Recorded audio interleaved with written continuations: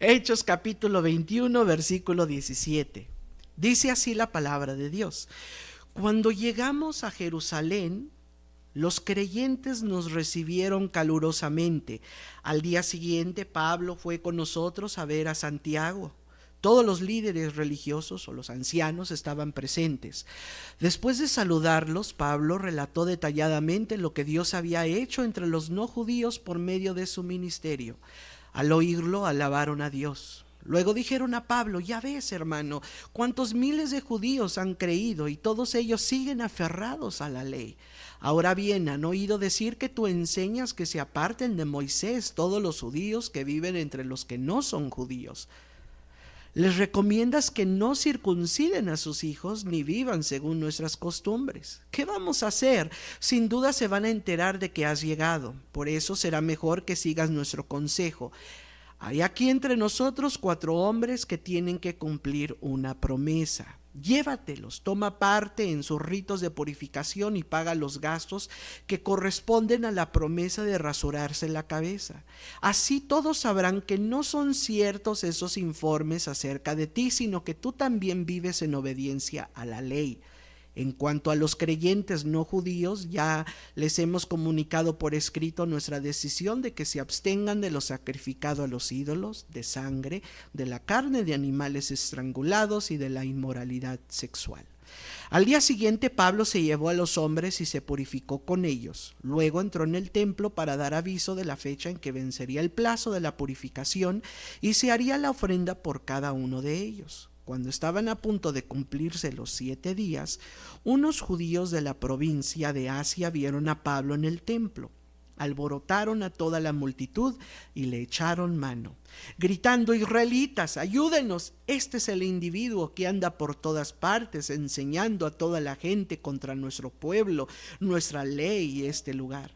Además, hasta ha metido a unos hombres que no son judíos en el templo y han profanado este lugar. Ya antes habían visto en la ciudad a Trófimo el Efesio en compañía de Pablo y suponían que Pablo lo había metido en el templo. Toda la ciudad se alborotó, la gente se precipitó en masa, agarró a Pablo y lo sacó del templo a rastras e inmediatamente se cerraron las puertas. Estaban por matarlo cuando se le informó al comandante del batallón romano que toda la ciudad de Jerusalén estaba amotinada. Enseguida tomó a algunos centuriones con sus tropas y bajó corriendo hacia la multitud. Al ver al comandante y a sus soldados, los amotinados dejaron de golpear a Pablo. El comandante se abrió paso, lo arrestó y ordenó que lo sujetaran con 2 cadenas. Luego preguntó quién era y qué había hecho. Entre la multitud cada uno gritaba una cosa distinta. Como el comandante no pudo averiguar la verdad a causa del alboroto, mandó que llevaran a Pablo al cuartel. Cuando Pablo llegó a las gradas, los soldados tuvieron que llevárselo debido a la violencia de la turba. El pueblo en masa iba detrás gritando: que lo maten. Hasta ahí la lectura de la palabra de Dios. La mayoría de nosotros conocemos este edificio que va a salir en la pantalla. ¿Cuál es ese edificio, hermano? Es la Casa Blanca, es la mansión del Ejecutivo de los Estados Unidos. Allí vive y trabaja el presidente de los Estados Unidos de América. Desde ese lugar gobierna junto con su gabinete. Ahora, este edificio originalmente estaba en otro lado, era más pequeño, pero también su nombre era diferente, no era la Casa Blanca. De hecho, mucha gente se refería a esa casa como la Casa del Pueblo. Así es que, si usted es ciudadano de los Estados Unidos, ahí tiene su casa, es la Casa del Pueblo. Ahora, lo curioso de esto es que antes de 1940, cualquier persona podía entrar a la Casa Blanca. Sí, es cierto que el lugar donde trabajaba el presidente y el gabinete, eso era privado, pero cualquier ciudadano norteamericano podía llegar a la Casa Blanca, a la Casa del Pueblo, y entrar a sus distintos cuartos, a ver los diferentes artefactos históricos. Y de hecho, mucha gente de Washington, D.C. iba y hacía picnic allí en el pasto enfrente de la Casa del Pueblo, la Casa Blanca. cualquier persona podía entrar. Todo esto cambió cuando termina la Segunda Guerra Mundial. Después de la Segunda Guerra Mundial ya hubieron medidas de seguridad, se levantó una barda de acero de 8 pies y ya era más difícil tener ingreso a la Casa Blanca. Ahora solamente podían tener acceso ciertas personas con previamente vistas por seguridad y haberles dado el permiso.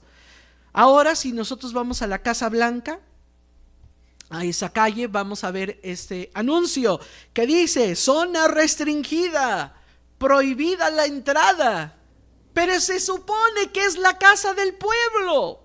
Si realmente es la casa del pueblo, deberían de quitar ese anuncio y derribar la barda. ¿Para qué? Para que pueda entrar el pueblo a su casa, porque a final de cuentas se llama la casa del pueblo. Pero esta clase de prohibición donde no se le permite entrar a la gente no es solamente algo moderno. Esto viene desde tiempos antiguos, cuando en los días del apóstol San Pablo estaba prohibido que alguien que no era judío no podía entrar al templo. Alguien que no era judío, un griego, un romano, un asiático, no podía entrar al templo. ¿Por qué? Porque solamente los judíos podían pisar el recinto del templo.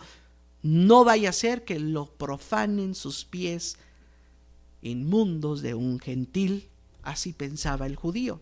Y de hecho se han descubierto artefactos de placas, anuncios como este que está en la pantalla, y este anuncio dice: ningún gentil puede pasar de la baranda alrededor del santuario y del recinto cerrado. Quien quiera sea sorprendido quedará sujeto a la pena de muerte que inevitablemente se le aplicará.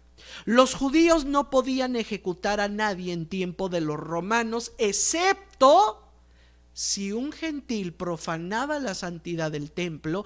Ahí lo podían ejecutar. Los romanos le daban permiso a los judíos de ejecutar a los gentiles que entraran al templo. Eso sí, si ustedes los quieren matar por entrar donde no deben estar los gentiles, los pueden ejecutar, los pueden apedrear, los pueden decapitar, hagan con ellos lo que ustedes quieran, porque estaba prohibido la entrada a los gentiles. Y esto fue lo que provocó semejante alboroto en la ciudad de Jerusalén cuando llega Pablo a dar su testimonio a la iglesia en Jerusalén. Y yo quiero que veamos cómo es que reaccionaron los judíos, pero realmente, ¿por qué reaccionaron de esa manera? Así es que veamos a Pablo llegando a Jerusalén. Dice el versículo 17 que Pablo llega a Jerusalén y los creyentes judíos allí en Jerusalén, dice, nos recibieron calurosamente. Estaban muy contentos de ver que Pablo los había visitado, porque hace poco Pablo había estado en Asia Menor.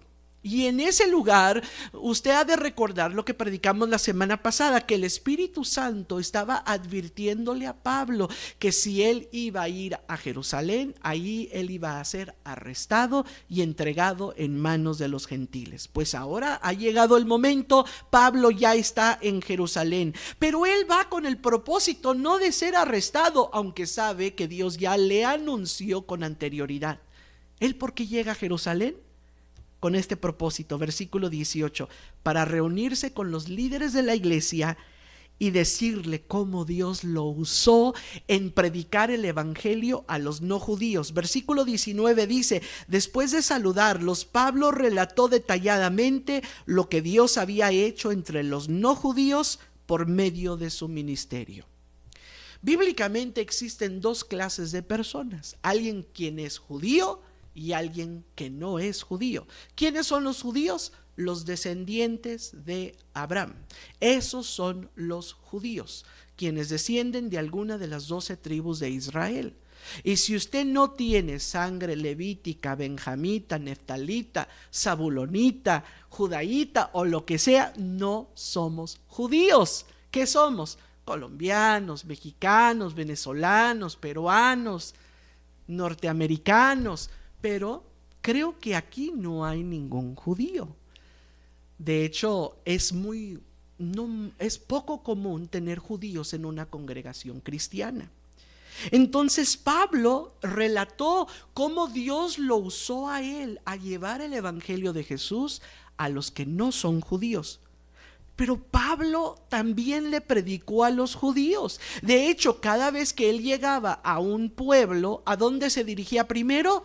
A la sinagoga, para compartir el evangelio de Jesús a los judíos. Pero ¿por qué en este caso Pablo solamente habla de cómo Dios lo usó entre los no judíos? Porque a final de cuentas Pablo es el apóstol a quienes, a los gentiles, a los no judíos. ¿Y qué les compartió Pablo? Pablo les habló de Jesús, de cómo Dios envió a su Hijo Jesús para hacer el sacrificio por nuestros pecados, y que creyendo en Jesús, lo que Él hizo en la cruz, nosotros recibimos el perdón de pecados, y si creemos en Él, somos hechos hijos de Dios, pueblo de Dios. Y ese mensaje Pablo lo predicó a los judíos y a los no judíos, pero en este caso se enfoca sobre cómo los que no eran judíos aceptaron el mensaje de Jesús. ¿Cómo reaccionaron los líderes judíos cristianos en Jerusalén? Versículo 20, al oírlo, alabaron a Dios. Al oírlo, alabaron a Dios. Hace poco, dos personas aquí en la congregación, una persona que llegó a la iglesia por primera vez, dice: yo estoy interesado en el bautismo. Unas semanas después, otra persona aquí en la congregación me dijo: hermano, yo ya he tomado también la decisión de bautizarme. Para mí esas noticias debían o deben ser siempre de alegría, de alabanza a Dios, porque dice la Biblia que hay más alegría en el cielo por un solo pecador que se arrepiente. Hay fiesta en los cielos cuando una persona llega a los pies de Jesús. Así es que cuando los judíos cristianos escucharon que había no judíos que se hacían cristianos, dice, alabaron a Dios. Como debe ser siempre cuando alguien viene a los pies de Jesús. Pero ellos estaban preocupados por algo. Ellos le dicen a Pablo: estamos muy contentos, alabado sea Dios, que hay muchos gentiles, no judíos, que aceptan a Jesús. Pero Pablo, ya ves, hermano, cuántos miles de judíos han creído y todos ellos siguen aferrados a la ley. ¿Qué estaba pasando? Ellos estaban muy contentos de que los no judíos estaban llegando a Jesús, pero también habían muchos judíos que estaban creyendo a Jesús, pero aferrados a la ley. ¿Qué significa eso? Es decir, que creían estos judíos ya en Jesús, aceptaron al Mesías, pero seguían guardando los 613 mandamientos de la ley de Moisés, como las leyes de alimentos. No comían cerdo, no comían camarón, no comían murciélago, no comían todos esos animales inmundos.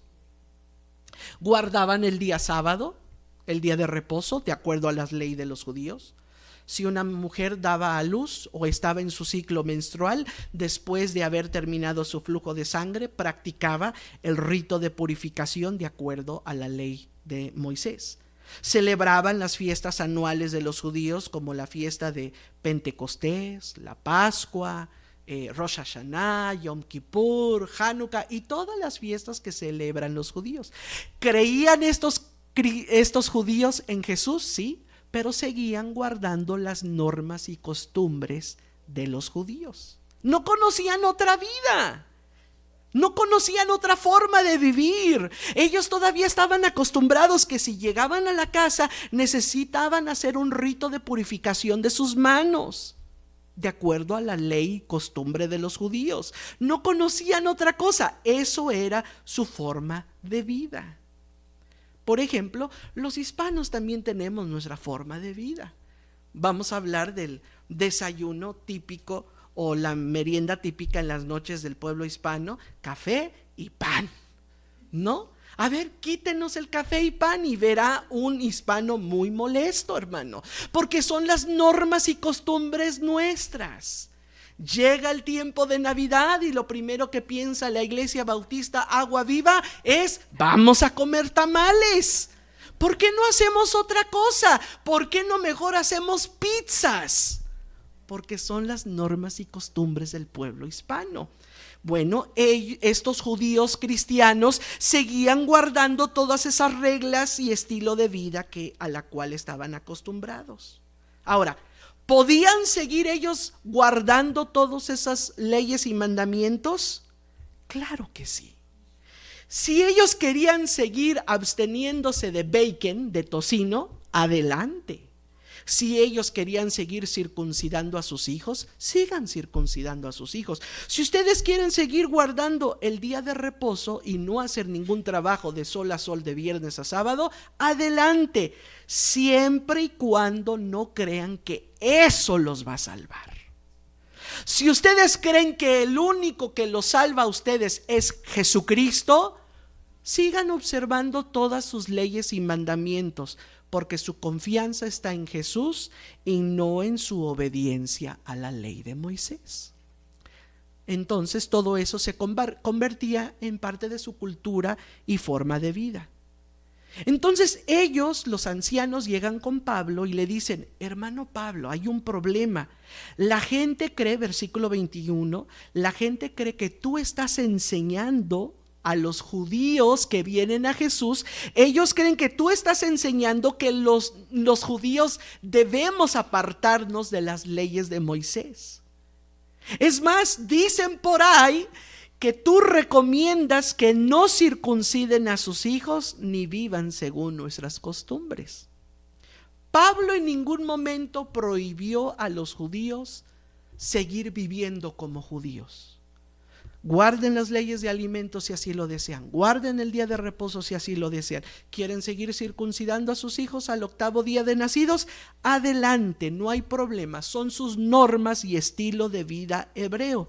Y usted dirá: hermano, estoy confundido, porque sí o no en la Biblia Pablo habló en contra de la circuncisión. Gálatas 5:2. Escuchen bien, yo Pablo les digo que si se hacen circuncidar, Cristo no les servirá de nada. Y usted dirá: hermano, ese texto Pablo está diciendo que la circuncisión no sirve de nada, y yo creo que Pablo está prohibiendo ahí la circuncisión de los judíos. No, porque los Gálatas, la región de Galacia era una región gentil. Allí no habían judíos, o habían muy pocos.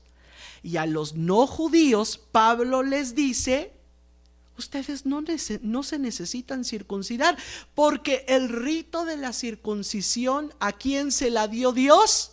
A los hebreos. Se las dio en la ley que regía la nación de Israel. No se la dio a los mexicanos, a los colombianos, a los venezolanos, a los europeos, se la dio a los hebreos. Por lo tanto, si un gentil dice: yo me voy a circuncidar porque así me voy a hacer más acepto a Dios, voy a ser más santo, más salvo, Pablo dice: estás equivocado, porque en primer lugar la circuncisión, Dios le dio ese rito a los hebreos, no a los gentiles.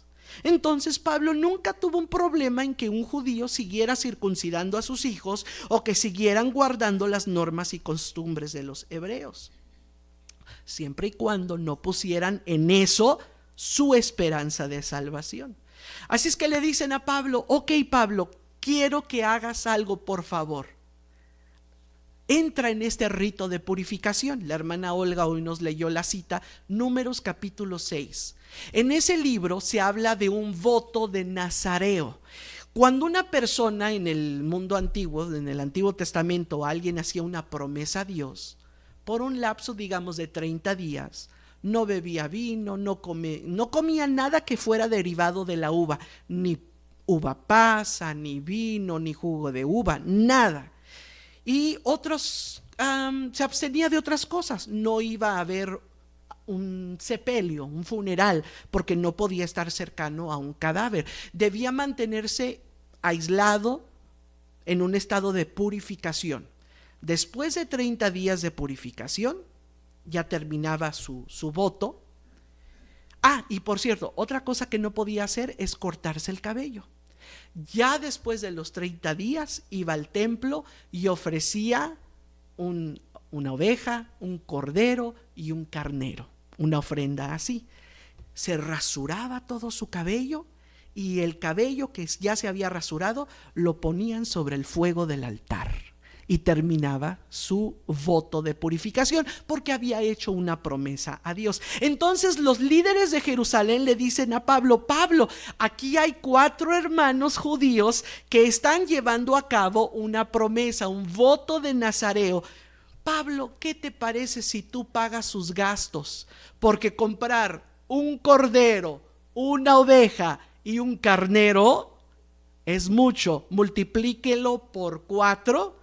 Ahora eran 4 corderos, 4 carneros y 4 ovejas. Y le dicen a Pablo: para que los judíos no crean que tú estás en contra de nuestras leyes y costumbres, paga todos sus gastos. Y es más, también tú ve con ellos el día que se vayan a rasurar la cabeza, para que vean que tú no estás en contra de nuestras leyes y costumbres. Y Pablo hace tal cual. Va Pablo al templo, se purifica con ellos. Es posiblemente que Pablo también fue uno de los que se rasuró la cabeza y terminó el rito de purificación. Y esto debió haber dejado satisfecho a los cristianos judíos. Y yo creo que sí.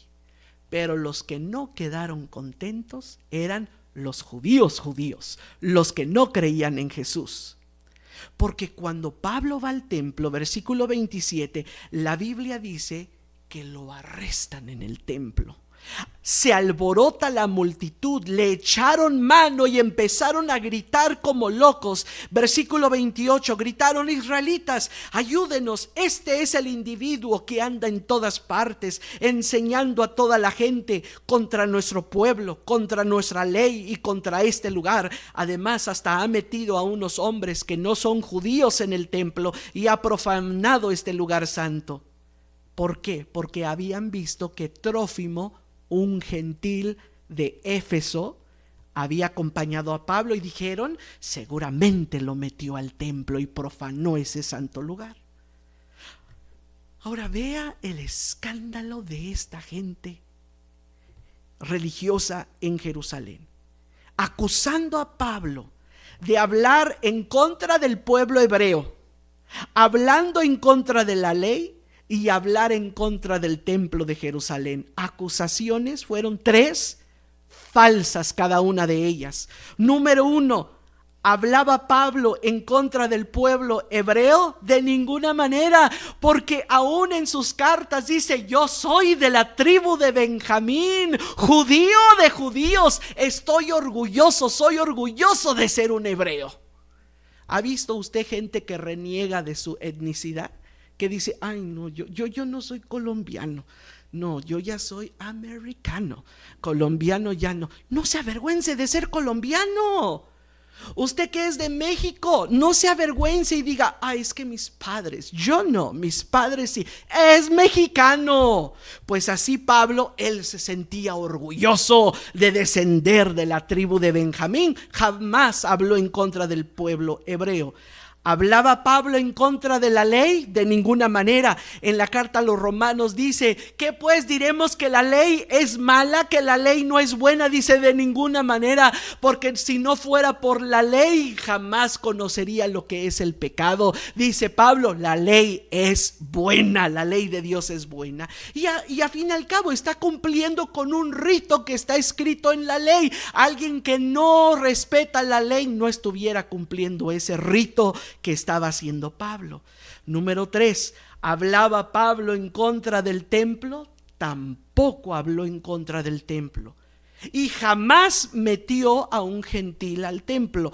Trófimo acompañó a Pablo a Jerusalén, sí, pero en ningún momento hizo que entrara Trófimo al templo. Pablo estaba siendo acusado falsamente. Pero la ciudad se alborotó, versículo 30. La gente se precipitó en masa contra Pablo, agarran a Pablo, lo sacan del templo, lo arrastran y cierran las puertas del templo. Versículo 32, se tomaron algunos centuriones. Un centurión era comandante sobre más de 100 soldados. Quiere decir que si habían por lo menos 2 centuriones, se vino una tropa de 200 soldados. Imagínense tanto alboroto que hizo esta gente, tanto que ya habían ahí 200 soldados de seguridad ahí para vigilar todo lo que estaba ocurriendo. Y es que la gente, los judíos, estaban enojados, molestos, airados. Dice la Biblia, al ver el versículo 32, al ver al comandante y sus soldados, los amotinados dejaron de golpear a Pablo. De no haber llegado ahí el centurión y los centuriones y los comandantes, a Pablo lo hubieran matado, hermano. Lo hubieran linchado, porque ahí ya estaba el anuncio, ¿no? Que estaban sujetos a la pena de muerte si entraba un gentil. Era una acusación falsa, pero aún así estaban dispuestos a matar a Pablo. Versículo 35, cuando Pablo llegó a las gradas, los soldados tuvieron que llevárselo debido a la violencia de la turba. El pueblo en masa iba detrás gritando que lo maten. Lo mismo, por cierto, que gritaron cuando dice el rey: ¿quieren que deje ir a Barrabás o a Jesús? A Barrabás. ¿Qué quieres que hagamos? ¿Qué quieren que hagamos con Jesús? Crucifícalo. Aquí vemos la misma escena. Bien, los cristianos judíos eran celosos de sus normas y costumbres y se sentían ofendidos que Pablo ya no estaba respetando sus costumbres, pero estaban equivocados. Pablo respetó todas sus costumbres de ellos y ellos podían seguir viviendo con ese estilo de vida, siempre y cuando no pusieran su esperanza en eso. Y cuando supieron que los gentiles estaban creyendo en Jesús y ahora eran hijos de Dios, alabaron a Dios. Pero los que jamás iban a aceptar eso, ¿eran quiénes? Los judíos que no creían en Jesús. Ellos jamás iban a aceptar que un gentil inmundo pudiera decir: yo soy un hijo de Dios. Jamás lo iban a aceptar.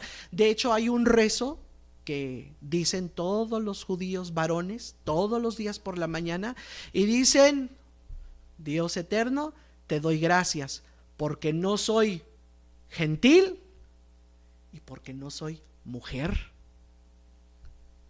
Imagínense, le dan gracias a Dios por no ser ni gentil y por no ser mujer. Entonces los gentiles, ¿qué somos ante un judío religioso? Nada.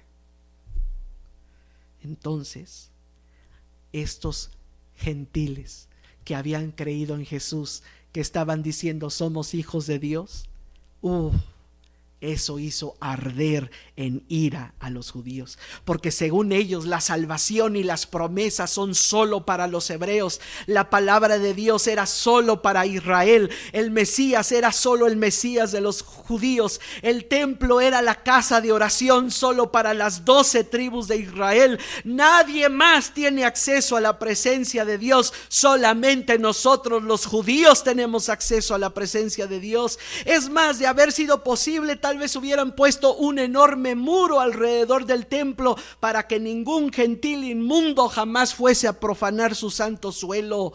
Sentían tanto odio los judíos contra Pablo, porque Pablo estaba yendo a toda lengua, tribu y nación, diciéndoles: si ustedes creen en Jesús, ustedes son pueblo de Dios. Si ustedes creen en Jesús, ustedes son hijos de Dios.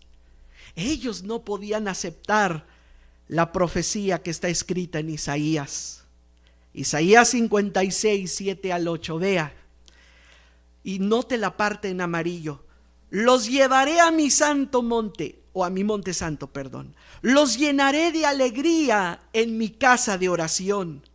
Aceptaré los holocaustos y sacrificios que ofrezcan sobre mi altar, porque mi casa será llamada casa de oración. ¿Para quién? Para todos los pueblos. Así dice el Señor y Dios, el que reúne a los desterrados de Israel. Reuniré a mi pueblo, ¿con quién? con otros pueblos, además de los que ya he reunido. Nosotros hoy nos regocijamos en que Dios haya extendido su gracia a los no judíos, a los descendientes de los mayas, de los aztecas, de los toltecas y cualquier otra tribu indígena de las Américas. Le damos gracias a Dios porque los que no éramos pueblo, ahora somos pueblo de Dios. Los que no teníamos herencia con el pueblo de Dios, ahora somos herederos de la gracia de Dios, sin importar nuestros ancestros, sin importar de dónde venimos. ¿Por qué? Porque Dios no hace excepción de personas. Los judíos sí, pero Dios no hace excepción de personas. Él nos recibe sin importar nuestro trasfondo, porque toda la humanidad ha pecado y están destituidos de la gloria de Dios.